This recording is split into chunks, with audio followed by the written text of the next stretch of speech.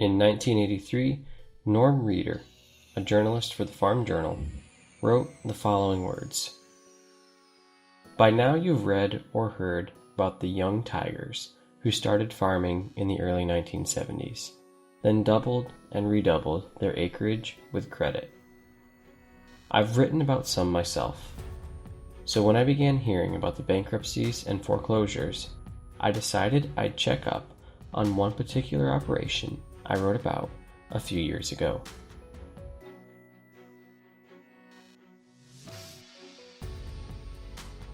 Randy King started farming in southwestern Michigan in 1973, with nothing but $15,000 in cash in hand. 6 years later, Randy and his brother Greg had bootstrapped themselves into a model cash grain operation of 3,700 acres. When I went back for another visit last September, they had almost doubled it to 7,000 acres, but plans for further expansion had come to a halt.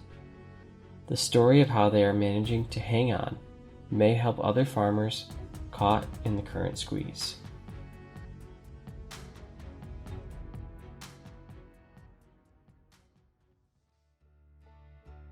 Well, we grew up on a dairy farm in northwest Ohio around Pettisville. Then, I graduated in '68. I decided not to go to college. And, it was Vietnam War was in full-blown course, and so I wanted to farm, but it was like you could start farming and then you get drafted, and so I decided to go into alternative voluntary service, and that's how I came up here to Michigan in the fall of '68. So I did 2 years of that, worked at some area farms, then I farmed with a local farmer on a dairy farm for 2 years, and then when Greg got out of service, then we decided to try our hand at farming in Michigan. So I guess, and that our first year was 1973. So that's. I believe we had 900 acres, right? I believe so.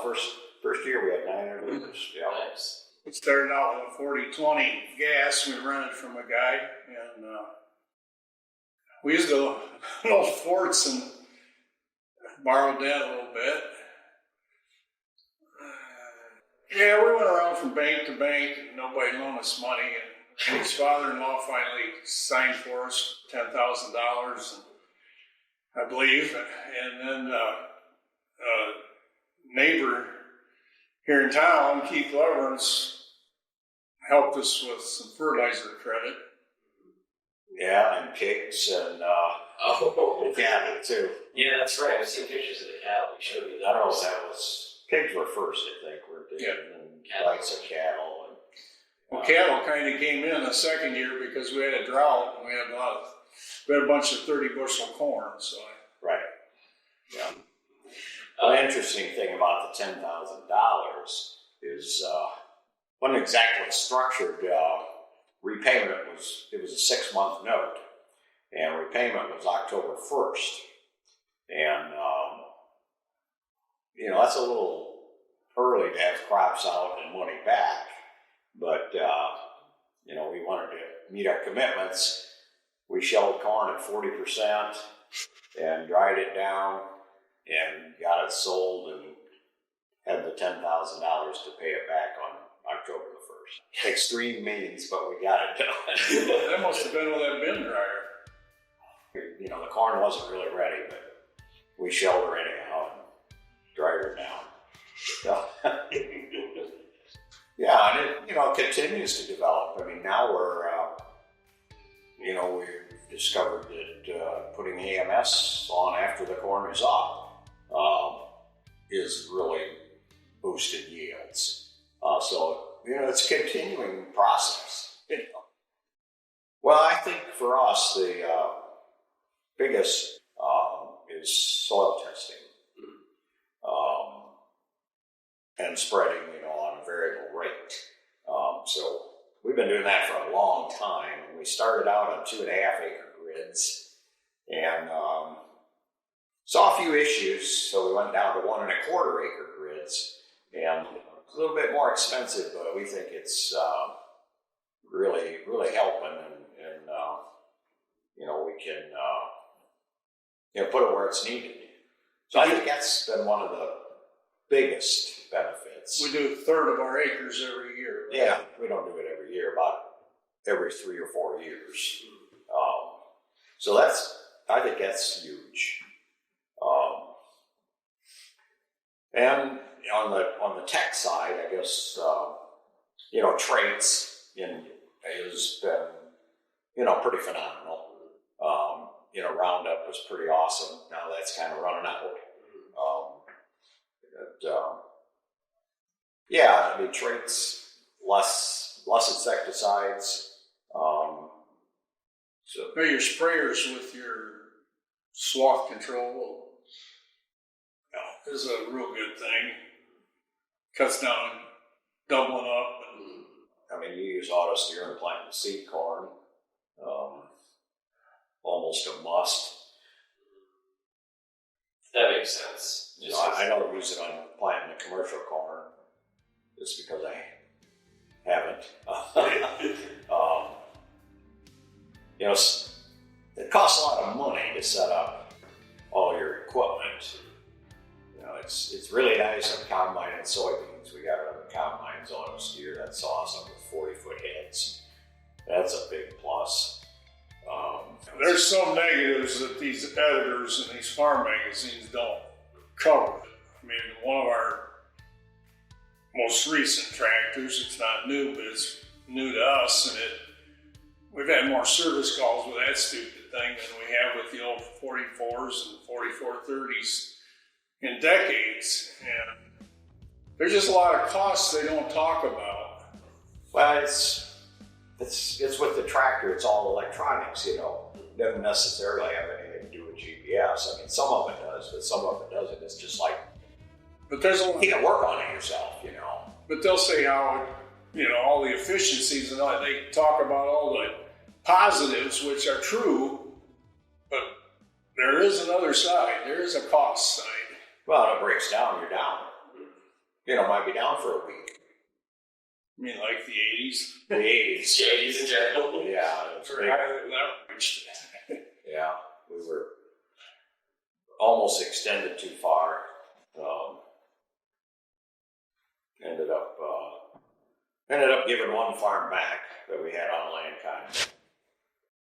But a couple of years later, we bought it back from the same guy. So it was.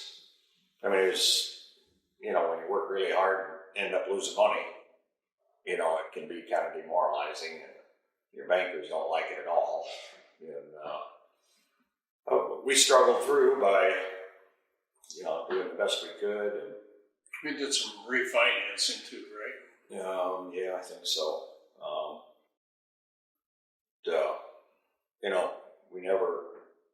We always paid our bills, so nobody ever lost any money on us. We made it. It was a tough time, that's for sure. Interest rates were really high. Yeah, super high, and we had 20%. Yeah, we got it to 20. Holy crap! Was that just what was the cause of it all? Was it too much production around the U.S.? Was it trade issues? I think it was some. There was an embargo. Trade issues, yeah, the Carter embargo. But I don't know what caused the interest thing, really. Well, that inflation was pretty high, and the Fed decided to fight that, and they just kept raising interest rates till it slowed down, Well, we thought that was going on even before there was all this artificial intelligence. Yeah. They keep coming up with new tillage equipments and new trends, and it was like, yeah, we can sell this now, So that was even going on way back, I think. Yeah, everybody plowed, and then pretty soon it was chisel plows, and then a few guys went back to plowing some, but I mean, that's all been good as far as erosion control, I think. So well, there's, good events and bad events. I mean, back in the 70s, Russia came in and bought large quantities of wheat, and mostly wheat, I think. But that helps corn too. Yeah, it might have been corn too, but that was a major, I mean, it was like all of a sudden, and markets took off and more than doubled, right? Yeah, we had $3 corn. And it was, in 72, it was under $1. So prices tripled. Well, that was a major event.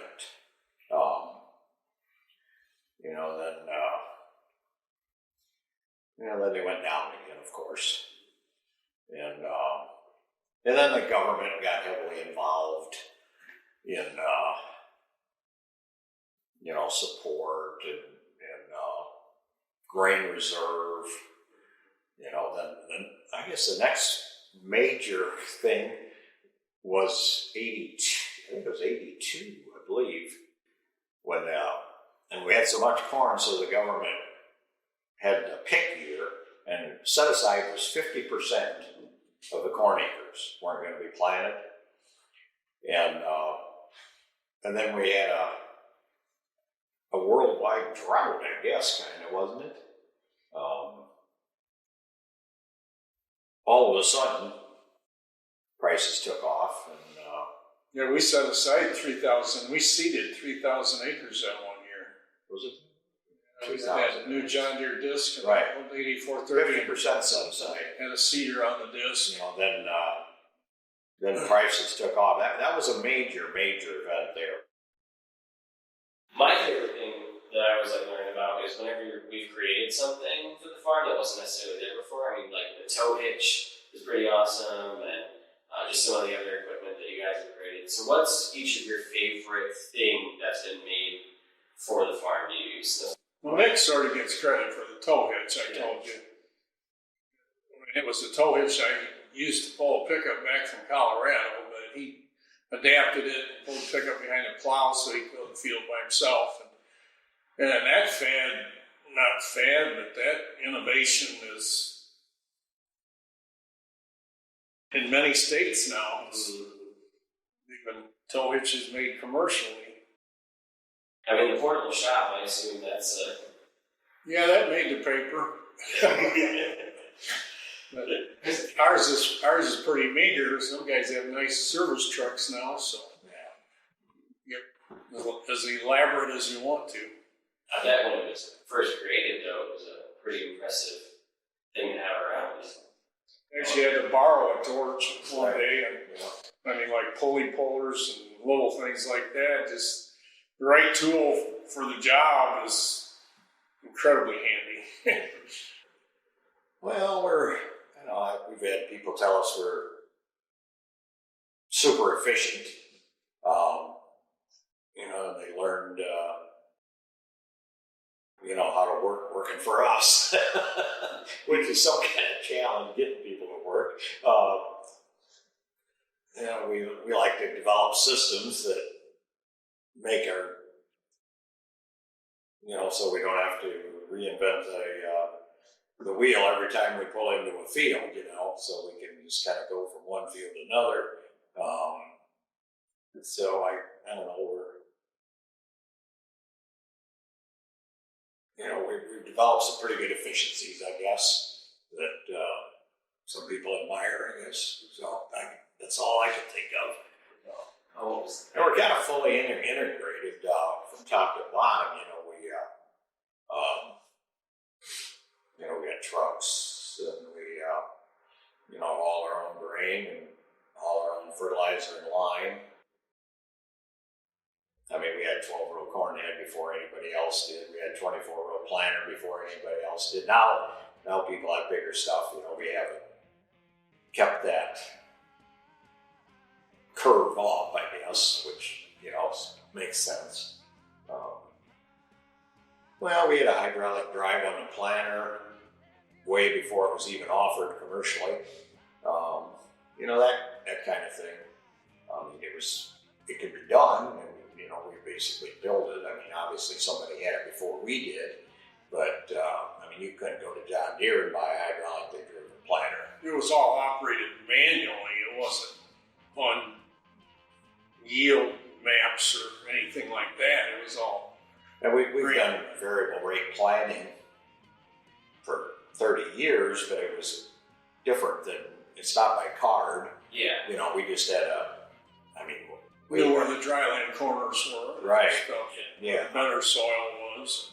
But we even had that before we had the hydraulic drive. We had those clutches, you know. Somebody in Nebraska made the switch. You flip a switch and it changed the speed. I didn't remember that. They weren't real reliable, but you know, those things developed. And we'd like to control the weather. That's it. Well, we don't have the latest and greatest equipment. We always get a lot out of our equipment and wear it out and rebuild it and wear it out again. Yeah, I think we haven't spent a lot we spent a lot on repairs, so that partially offsets, you know, payments on new equipment. But, you know, over the years, you see people that always have the latest and greatest and newest go broke. And also, you can only pay so much for land rent. You know, and in the last few years, there's been examples where guys, their business model, I don't know what it was based on, but it was based on ego or I got to be the biggest regardless, and they go broke. So that'll work, type of thing.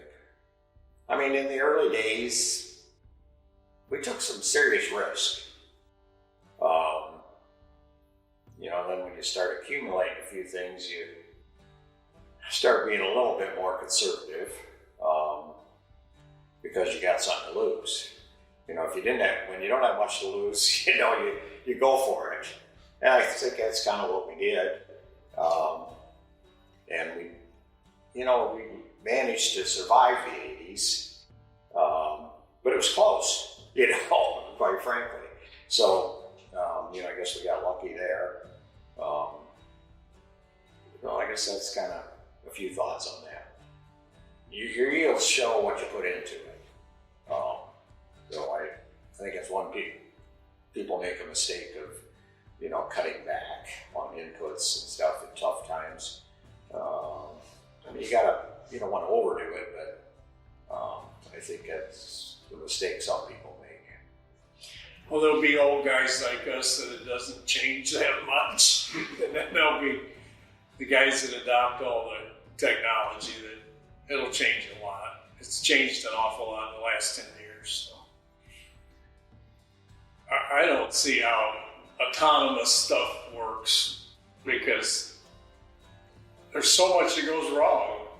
You know, we have irrigation risers and rocks and, you know, all that stuff out in the field where a bearing goes out I don't know. I don't think it's going to be incredibly profitable. I think it's going to be, you know, continue to be a struggle. I mean, there's lots of competition in the world for markets, and you got the geopolitical thing going on all the time. You know, and agriculture's a pawn. I'm not overly optimistic about the next 10 years, I guess. I think there'll be money to be made if you're real efficient and don't have much debt. I guess I'm not overly optimistic that we're going to have a golden age or anything like that. I like to think we're kind of in the hole, and hopefully we're coming out of the hole. Hopefully. Scare yourself. All right, my last question is just, what do you think is the key to a successful farm? You've got to have good yields.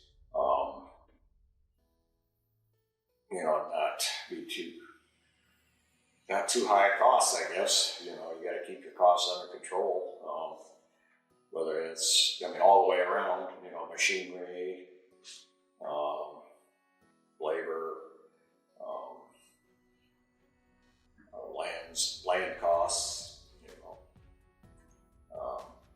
easy, especially for somebody starting out, I guess. I'll second that. Well, you got to get along we're a partnership, so you got to get along. And I was really blessed to have a brother that's really good at business. Give him a lot of credit.